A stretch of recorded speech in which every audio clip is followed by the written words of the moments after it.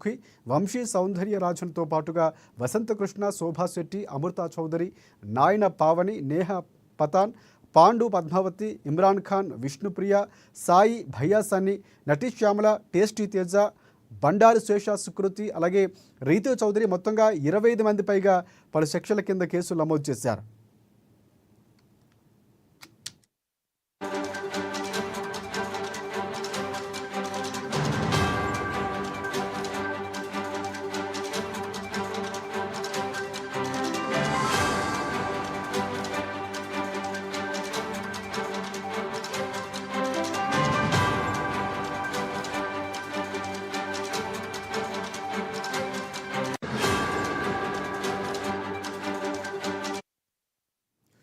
Right, ఇక betting apps కేసులో enforcement ED enter అయింది. ఇక హవాలా రూపంలో మనీ లాండరింగ్ జరిగిందని అనుమానంతో దర్యాప్తును ప్రారంభించింది. బెట్టింగ్ యాప్స్ ద్వారా కొల్లగొట్టిన డబ్బు ఎవరి అకౌంట్లోకి వెళ్ళింది అనే కోణంలో ఇప్పుడు దర్యాప్తు చేస్తుంది. నిందితులు సహా యాప్స్ నిర్వాహకులకు నోటీసులు ఇచ్చి విచారించబోతున్నారు.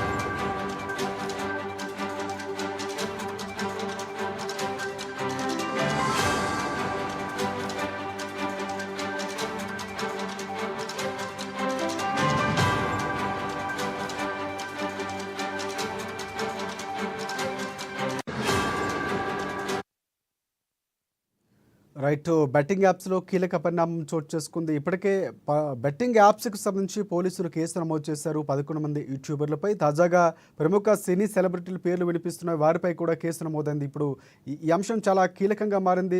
సెలబ్రిటీలు గతంలో డ్రగ్స్‌కు సంబంధించినటువంటి అంశాల్లో చిక్కుకుంటే ఇప్పుడు బెట్టింగ్ యాప్‌లో ప్రమోషన్‌లో భాగంగా వారిపై కేసులు నమోదయ్యాయి. దీనికి సంబంధించి పూర్తి అప్డేట్స్ అందించేందుకు మా బ్యూరో చీఫ్ కృష్ణమూర్తి మనకి లైవ్‌లో సిద్ధంగా ఉన్నారు. సో కృష్ణమూర్తి చెప్పండి, చాలా కీలకంగా సినిమా ఇండస్ట్రీపై వరుసగా